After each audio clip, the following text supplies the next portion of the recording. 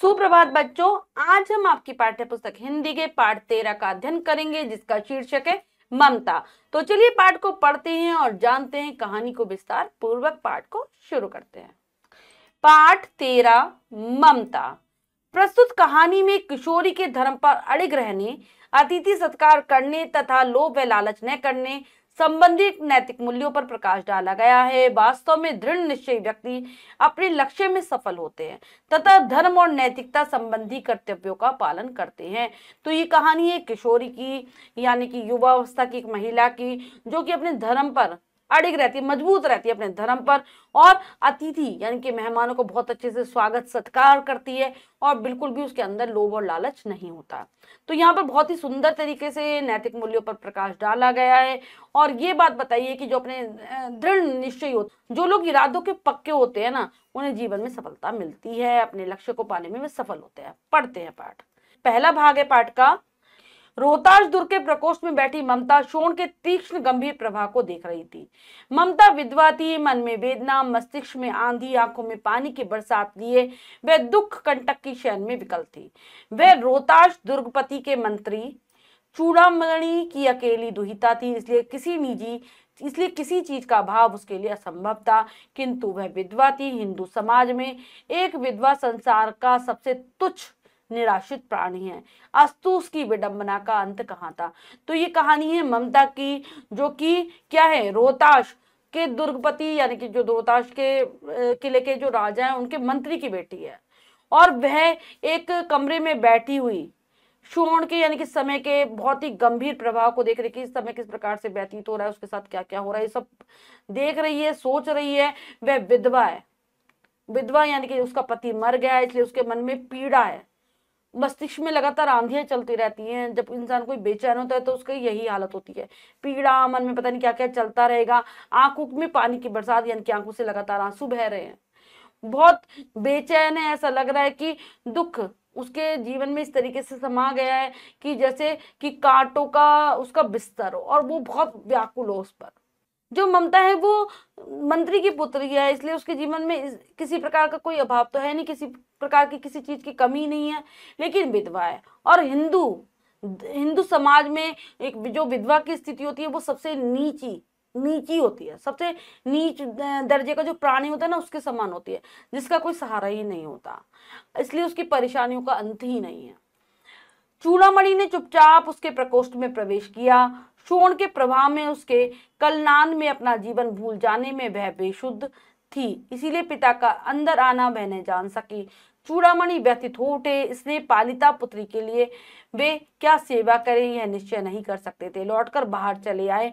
प्राय ऐसा होता रहता था, पर आज उनके मन में बड़ी दुश्चिंता थी। तो चुपचाप से उनके पिता उनके कमरे में प्रवेश करते हैं, देखते हैं कि ममता की क्या हालत है, और वो बिल्कुल अपना जीवन भूल चुकी है, बेसुध सी है, बेहोश सी रहती है। इसलिए पता ही नहीं चलता ममता को भी कि वो उसके पिता अंदर आए। और ये देखकर चूड़ामणि बहुत ही बेचैन हो जाते हैं, क्योंकि इतने प्यार से जिस स्नेह पालिता यानी कि बहुत प्यार से उन्होंने जिस पुत्री का पालन पोषण किया था, आज उन्हें समझ में ही नहीं आ रहा था कि वो अपनी पुत्री के लिए क्या करे, उसकी कैसे मदद करे। वे बाहर चले जाते हैं, और हमेशा ऐसा ही होता था, वो कमरे में आते थे चले जाते थे, लेकिन आज उन्हें बड़ी चिंता हो रही है, कोई बुरी चिंता का अंदेशा हो रहा है। एक पहर बीत जाने पर वे फिर ममता के पास आए। इस बार उनके साथ 10 सेवक चांदी के थालों में कुछ लिए आए थे। उनकी पदचाप सुन ममता ने मुड़कर देखा। उन्होंने सब थालों को रखने का संकेत दिया। अनुचर थाल रखकर चले गए। फिर एक पहर बीत जाता है, यानी कि दिन का एक भाग बीत जाता है, दोपहर का समय आ जाता है। फिर वे ममता के पास आते हैं, और उनके साथ इस बार सेवक भी थे, यानी कि नौकर भी थे। उनके जो नौकरों के हाथ में चांदी के थाल थे। 10 सेवकों ने चांदी के थाल अपने हाथ में लिए हुए थे। तो उनके जब सेवकों के पैरों की आवाज ममता सुनती है तो वो देखती है, जो चूड़ामणि थे सारे थालों को रखने के लिए कह देते हैं, और सेवक चले जाते थालों को रखकर। ममता ने पूछा, यह क्या है पिताजी? तेरे लिए बेटी उपहार कहकर चूड़ामणि ने थालों पर से आवरण हटा दिया। स्वर्ण का पीलापन इस सुनहली संध्या में विकीर्ण होने लगा। तो पूछिए भाई क्या है पिताजी? ममता को तो पता ही नहीं था कि क्या है। तो कहते तेरे लिए उपहार है थालों में। फिर थालों पर जो कपड़े ढके थे उनको हटा देते हैं, उसमें सोना ही सोना दिखाई देने लगता है। सोने का जो पीलापन था मतलब शाम के समय में भी चारों तरफ फैलने लगता है। इतना स्वर्ण यह कहाँ से आया ममता, ये तुम्हारे लिए ही तो है। पूछती है भाई इतना सारा सोना कहाँ से आया, तो पिता कहते कि तुम्हारे लिए है। तो क्या आपने मिलेज का उत्कोच स्वीकार कर लिया? पिताजी यह अनर्थ है, अर्थ नहीं, लौटा दीजिए। पिताजी हम लोग ब्राह्मण हैं, इतना सोना लेकर क्या करेंगे? इस पतनोन्मुख प्राचीन सामंत वंश का अंत समीप है बेटी। किसी भी दिन रोहिताश पर अधिकार कर सकता है, उस दिन मंत्रित्व न रहेगा, तब के लिए यह सब बेटी। तो पूछिए क्या तुमने मिलेज मिलेज एक राजा है, उनका कहती है कि तुमने उनका उपहार स्वीकार कर लिया है? तो वो कहते हैं कि अनर्थ है और ये इसका कोई अर्थ ही नहीं है, इसको आप वापस कर दीजिए। मिलेज उस समय जो बच्चों मुगल थे जो कि भारतीय राजाओं पर अपना अधिकार कर रहे थे, उनके किलों पर अधिकार कर रहे थे, तो यहाँ पर मिलेज उनको ही कहा गया है। तो हम ब्राह्मण हैं, हम इतना सोना लेकर क्या ही करेंगे कहती है। तो कहती है कि जल्दी ही हमारी इस पूरे जो दुर्ग है, जो राज्य, इसका अंत हो रहा है, ये नीचे की तरफ गिरता जा रहा है और कोई भी किले पर अधिकार कर सकता है, उस दिन के लिए ये मैंने लिया है, क्योंकि तब मेरा मंत्रित्व भी समाप्त हो जाएगा, सब कुछ समाप्त हो जाएगा बेटी। हे भगवान, तब के लिए, विपद के लिए इतना आयोजन, परम पिता की इच्छा के विरुद्ध इतना साहस। पिताजी क्या भीख ना मिलेगी? क्या काई हिंदू भूपृष्ठ पर न बचा रह जाएगा जो ब्राह्मण को 2 मुट्ठी अन्न न दे सके? असंभव है, फेर दीजिए पिताजी, मैं कांप रही हूँ, इसकी चमक मुझे अंधा बनाए दे रही है। तो भगवान को याद करने लगती है कि अरे तब के लिए, विपत्ति आने के लिए इतना आयोजन, क्या आप भगवान की इच्छा के विरुद्ध इतना साहस कर पा रहे, इतनी हिम्मत कर पा रहे हैं? और क्या तब हम, जब हमारा सब कुछ छिन जाएगा, हमें कोई भीख भी नहीं देगा क्या? क्या इस जमीन पर कोई हिंदू नहीं रह जाएगा जो कि ब्राह्मणों को 2 मुट्ठी अनाज दे सके? ये बेकार की चीजें, आप इसे मत लीजिए, वापस कर दीजिए। मुझे तो कंपन हो रहा है पिताजी इसको देखकर, और इसकी चमक मुझे अंधा बना रही है। यानी कि वो किसी दूसरे धर्म वाले का कुछ भी नहीं लेना चाहते थे, मुस्लिम्स का कुछ भी नहीं लेना चाहते थे, क्योंकि मुगल ही तो उस समय अधिकार कर रहे थे हमारे देश पर, हमारे राज्यों पर, हमारे किलों पर। तो वो मना कर देती है। मूर्ख है कहकर चूड़ामणि चले गए। कहते कि तू मूर्ख है कह जाते हैं, चूड़ामणि वहां से चले जाते हैं।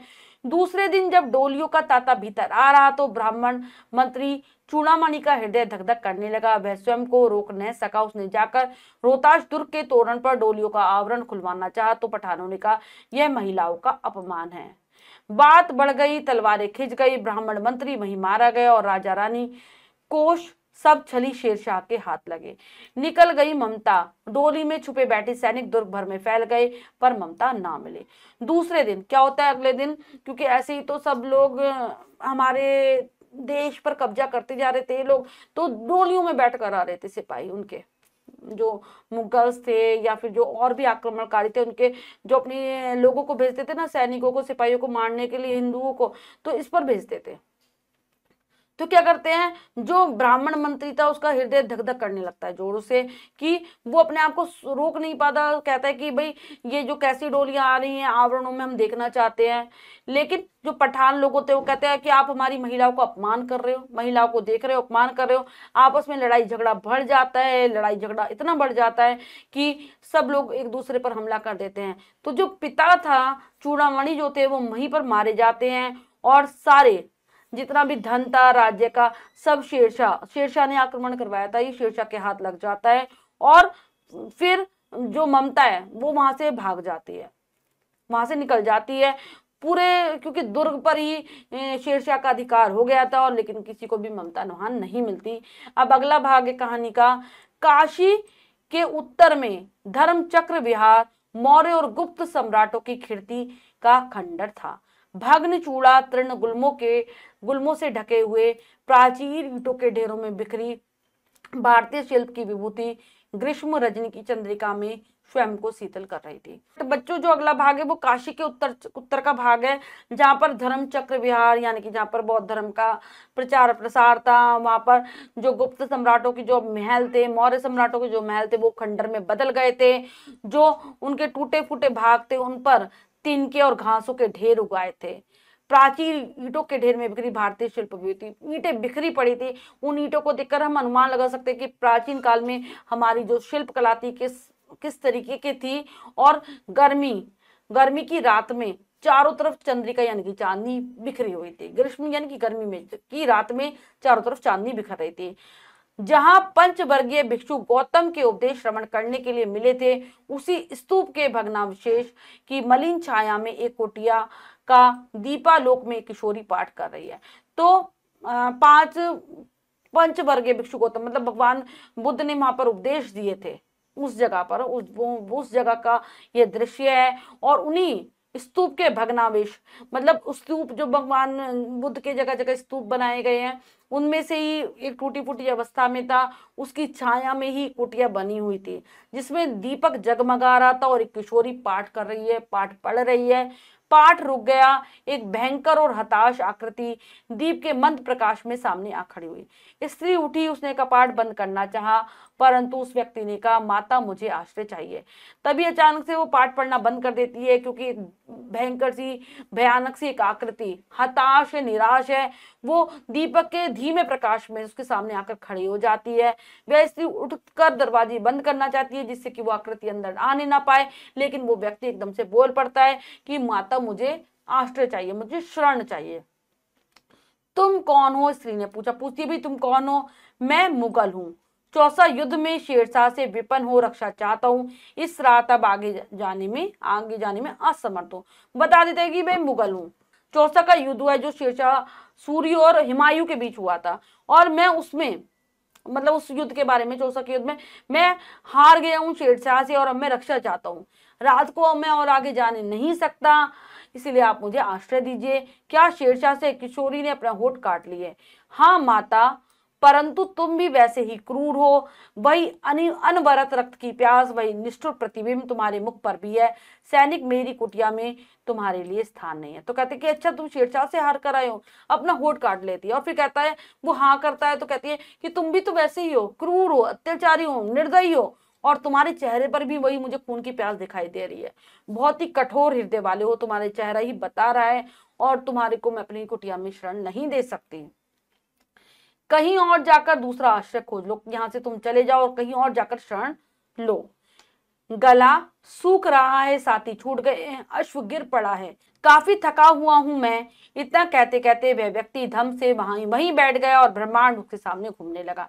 इधर स्त्री ने सोचा यह विपत्ति कहां से आन पड़ी। खैर उसने जल दिया, यमन की जान में जान आई। वो कहता है कि मेरा गला सूख रहा है, मेरे सारे साथी छूट गए हैं, अश्व भी गिर गया है, मैं बहुत थक गया हूँ, बहुत परेशान हूँ। और इतना कहते कहते वो वहीं पर धम से एकदम तेजी के साथ नीचे बैठ जाता है, और ऐसा लग रहा था कि पूरा ब्रह्मांड उसके आगे घूम रहा है, यानी कि उसको चक्कर से आने लगते हैं। और स्त्री भी बार बार यही सोच रही है कि मुसीबत मेरे यहाँ कहाँ से आ गई, लेकिन फिर भी वह घबराती नहीं है, अंदर से लाकर पानी देती है, और पानी पीकर उस सैनिक के अंदर जान आती है। वह सोचने लगी, वे धर्मी दया के पात्र नहीं होते। मेरे पिता का वध करने वाले आत्याई घृणा से उसका हृदय विरक्त हो चुका।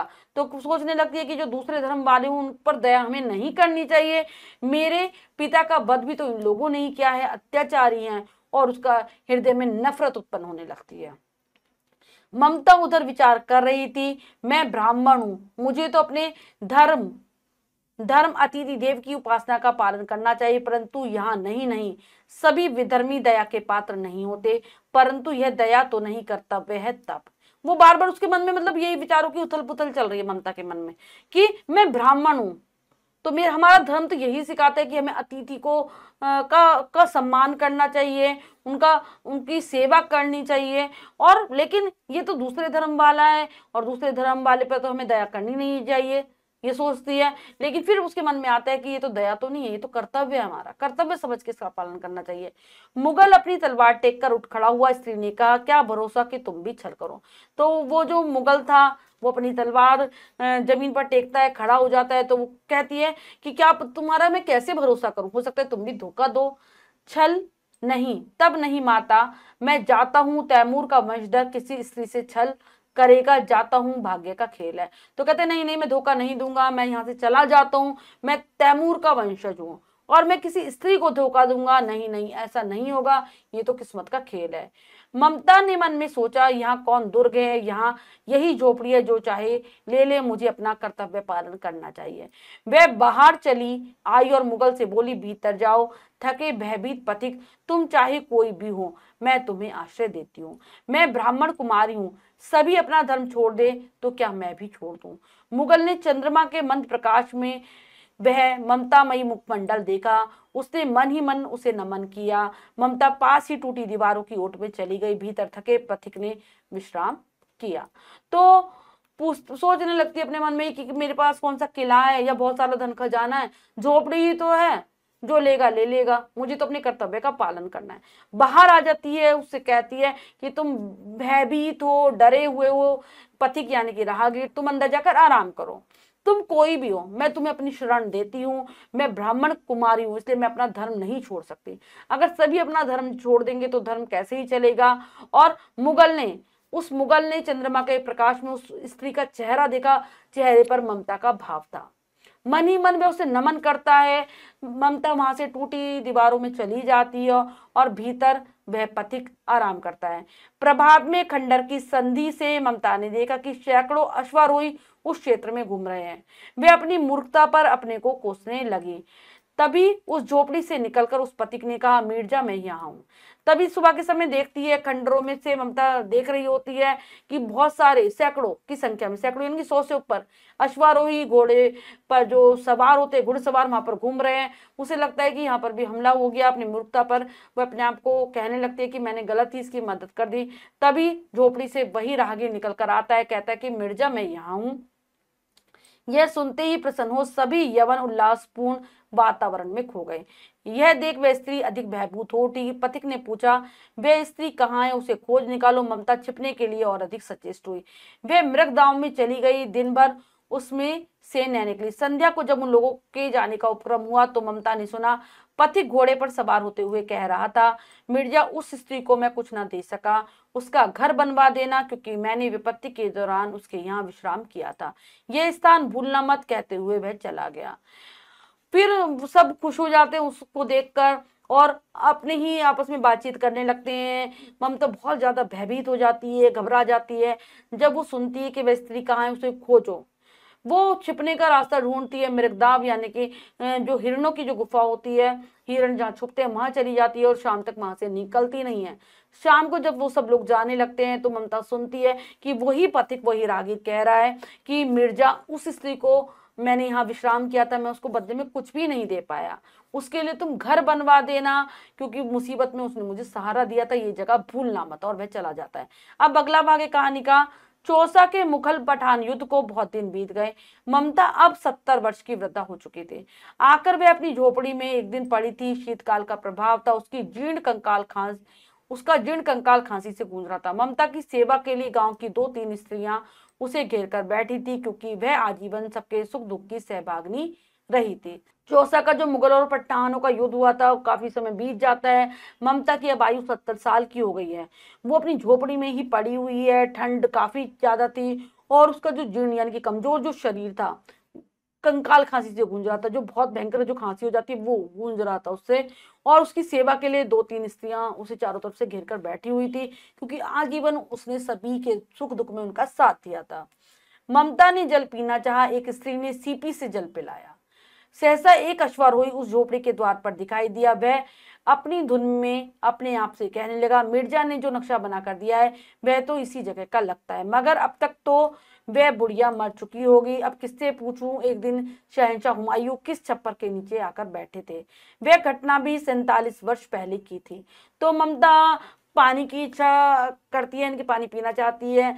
स्त्रियां उसे सीपी से जल पिला देती हैं। तभी एक घुड़सवार आता है वहां पर और मतलब झोपड़ी के द्वार पर दिखाई देता है। वह अपने आप ही कहता जा रहा था कि मिर्जा ने जो नक्शा बना कर दिया था वो इसी जगह का लगता है। मतलब कि इतने दिन पहले जो कह कर गया था, जो हुमायूं ने कहा था, वो सैनिक ने कहा था कि उसका घर बनवा देना। 47 साल बाद ये लोग खबर लेते हैं और अब तक तो वो सोचता है कि बुढ़िया तो मर चुकी होगी, कि पूछू किससे कि शहंशाह हुमायूं ने कहाँ किस छप्पर के नीचे आराम किया था, कहाँ पर रात बिताई थी उन्होंने। और ये घटना 47 साल पहले की थी। मतलब इतने दिनों में इन लोगों को होश नहीं आता। 47 साल बाद वो आते हैं वहां पर उसकी ममता की पूछताछ के लिए। ममता ने सुना। उसने पास बैठी स्त्री से कहा, उसे बुलाओ। ममता उसकी बात सुन लेती है और उससे कहती कि उसे बुलाओ। अश्वारोही पास आया। ममता ने रुक रुक कर कहा, मैं नहीं जानती कि वह शहंशाह था या साधारण मुगल, पर एक दिन इसी झोपड़ी में रुका था। मैंने सुना था कि वह मेरा घर बनाने की आज्ञा दे गया था। मैं आजीवन अपनी झोपड़ी खुदवाने के डर से भयभीत रही। भगवान ने मेरी सुन ली है माँ, मैं आज इसे छोड़े जाती हूँ। अब तुम यहाँ मकान बनाओ या महल, मैं अपने चिर विश्राम गृह में जाती हूँ। तो वो कहती है कि मैं नहीं जानती मैंने किसकी मदद की थी, वो शहंशाह था, ये साधारण सा सैनिक था, लेकिन वो हाँ एक दिन इस झोपड़ी में रुका था। वो मैंने ये बात भी सुनी थी कि वो मेरा घर बनाने की आज्ञा देकर गया था, और मैं हमेशा से डरती थी कहीं वो मेरी झोपड़ी को तोड़ फोड़ ना दे, मुझे ये डर था। लेकिन भगवान ने मेरी हमेशा ही सुनी, और अब मैं इसको छोड़कर जा रही हूँ। तुम यहाँ मकान बनवाओ, महल बनवाओ, कुछ भी करो, मैं तो हमेशा के लिए अपने विश्राम गृह में जा रही हूँ, यानी कि भगवान के पास जा रही हूँ। मृत्यु आ गई थी ममता की। अब अश्वारोही अबाक खड़ा था, बुढ़िया के प्राण पखेरु अनंत उड़ गए। वो अश्वारोही घुड़सवार देखता का देखता रह गया चुपचाप, और क्योंकि बुढ़िया ने तभी अपने प्राणों को छोड़ दिया, वो मर गई थी, आकाश में उड़ गए, अनंत में उड़ गए, यानी कि आकाश में उड़ गए। वहां एक अष्टकोण मंदिर बना और उस पर शिलालेख लगाया गया। 7 देशों के नरेश हुमायूं ने एक दिन यहाँ विश्राम किया था। उसके पुत्र अकबर ने उनकी स्मृति में यह गगनचुंबी मंदिर बनवाया, पर शिलालेख में ममता का कहीं नाम नहीं था। तो वहां पर एक अष्टकोण यानी 8 कोणों वाला मंदिर बनाएगा, बहुत ऊंचा मंदिर। उस पर शिलालेख लगा था, यानी कि पत्थर लिखा था, जिस पर लिखा हुआ था कि 7 देशों के राजा हुमायूं ने यहाँ एक दिन विश्राम किया था, इसलिए उनकी याद में उनके पुत्र ने ये गगन आकाश को चूमने वाला ये मंदिर बनवाया है। लेकिन इस शिलालेख में कहीं पर भी ममता का नाम नहीं था।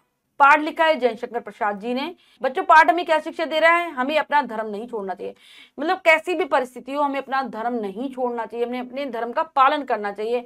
उद्देश्य धर्म पर अड़िग रहने के लिए प्रेरित करना। ये पाठ हमें यही बात सिखाने के लिए लिखा गया कि कैसी भी परिस्थिति हो हम अपने धर्म को का मजबूती से पालन करें। पाठ के शब्दार्थ करेंगे। प्रकोष्ठ कमरा, प्रभा धारा, बेग कंटक चैन, कांटों की सेज, विकल व्याकुल बेचैन, बेकल दुहिता बेटी, निराश्रित बेसहारा, पदचाप पैरों के चलने की आवाज, अनुचर सेवक पीछे चलने वाले, विकीर्ण उभरना, फैलना, उत्कोच उपहार, रिश्वत, पतनोन्मुख नाश की ओर जाने वाला, विभूति ऐश्वर्य धन दौलत, रजनी रात, कपाट दरवाजा, विपन दुखी, अश्व घोड़ा, मृगदाव हिरणों के रहने का स्थान, अष्टकोण 8 कोणों वाला, स्मृति याद में शिलालेख, पत्थर पर खुदा लेख। तो ये है पाठ के शब्दार्थ, इन्हें अच्छे से याद कर लेना बच्चों। अब करते हैं अभ्यास कार्य। क्या सीखा में से पहला प्रश्न है, लिखित अभिव्यक्ति का सही विकल्प पर सही लगाइए। प्रश्न में 4 विकल्प है, 3 गलत, 1 सही। हमें सही विकल्प को चुनना है, सही का निशान लगा देना। करते हैं। ममता की कुटिया में शरण लेने आया था शेरशाह, बाबर, अफगान, हुमायूं। तो ये आया था हमारा जो था हुमायूं। चूड़ामणि की मृत्यु हुई पठानों के द्वारा, विष द्वारा, किसी रोग से, सोन नदी में डूबने से। तो पठानों के द्वारा। ममता थी एक राजकुमारी, चूड़ामणि की विधवा पुत्री, अफगानी महिला, इनमें से कोई नहीं। तो चूड़ामणि की विधवा पुत्री। स्वर्ण से भरे थाल देखकर ममता ने अपने पिता से कहा, बहुत अच्छा हुआ, यह अनर्थ है, हम धनवान हो गए, हमारी गरीबी दूर हो गई। तो ये उसने कहा अनर्थ है। वह अश्वारोही अबाक खड़ा रहा और बुढ़िया के पंख उड़ने लगे, प्राण पखेरु अनंत में उड़ गए, कान खड़े हो गए, उपयुक्त सभी गलत। तो प्राण पखेरु अनंत में उड़ गए। प्रस्तुत पाठ की कहानी है ऐतिहासिक, पौराणिक, काल्पनिक, सामाजिक। तो ऐतिहासिक कहानी है ये। नेक्स्ट, दिए गए शब्दों से रिक्त स्थानों की पूर्ति कीजिए। चलिए कर लेते हैं। रिक्त स्थान की इच्छा के विरुद्ध इतना साहस लिखेंगे। परमात्मा की इच्छा के विरुद्ध इतना साहस, सैनिक मेरी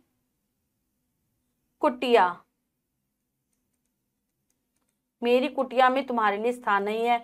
वह रोहताश दुर्गपति के मंत्री चूड़ा मणि की अकेली दुहिता थी। उनकी पदचाप यानी कि पैरों की आवाज सुन ममता ने मुड़कर देखा। ममता अब 70 वर्ष की हो चुकी थी। नेक्स्ट है, सत्य कथन पर सही तथा सत्य पर गलत लगाइए। करते हैं। चूड़ामणि ने मिलेज का उत्कोच स्वीकार कर लिया था। बिल्कुल सही। विधर्मी दया के पात्र नहीं होते हैं, भी सही। ममता विधवा युक्ति थी, ये भी सही है। ममता रोहताश के दुर्गपति की पुत्री थी, नहीं, उनके मंत्री की पुत्री थी। नेक्स्ट है, सुमेल कीजिए। 2 कॉलम में और बार मिलाते हैं। उत्कोच मतलब उपहार, कपाट दरवाजा, रजनी रात्रि, प्रकोष्ठ कमरा, प्रभा धारा वेग, कंटक शयन कांटों की सेज, विभूति ऐश्वर्य और दुहिता पुत्री। नेक्स्ट है निम्नलिखित प्रश्नों के उत्तर दीजिए। इन प्रश्नों के उत्तर आप स्वयं देने का प्रयास करेंगे। इसके बाद किसने किससे कहा, तो यहाँ पर कुछ वाक्य लिखे हैं, हमें बताना किसके द्वारा और किसको कहे गए हैं। सबसे पहला है तुम कौन हो, ये कहा किसने, ममता ने सैनिक से। मैं मुगल हूं, ये कहा सैनिक ने ममता से। यह क्या है पिताजी, ये कहा ममता ने चूड़ामणि से। तेरे लिए बेटी उपहार है, ये कहा चूड़ामणि ने ममता से। उसे बुलाओ, उसे बुलाओ, ये कहा ममता ने स्त्रियों से। बच्चों ने पाठ को बहुत अच्छे से समझकर पढ़ा और अभ्यास कार्य किया। इसके अतिरिक्त जो भी कार्य आप स्वयं करेंगे सुंदर अक्षरों में अपनी अभ्यास पुस्तिका में। बच्चों आज हमने पाठ के माध्यम से जाना कि किसी भी परिस्थिति में हमें अपने धर्म का त्याग नहीं करना चाहिए। आशा करती हूँ ये पाठ आप बहुत अच्छे से समझ गए होंगे। पाठ को फिर से जरूर पढ़ेंगे। मिलते हैं अगली कक्षा में नए पाठ के साथ। तब तक के लिए स्वस्थ रहिए, प्रसन्न रहिए। धन्यवाद।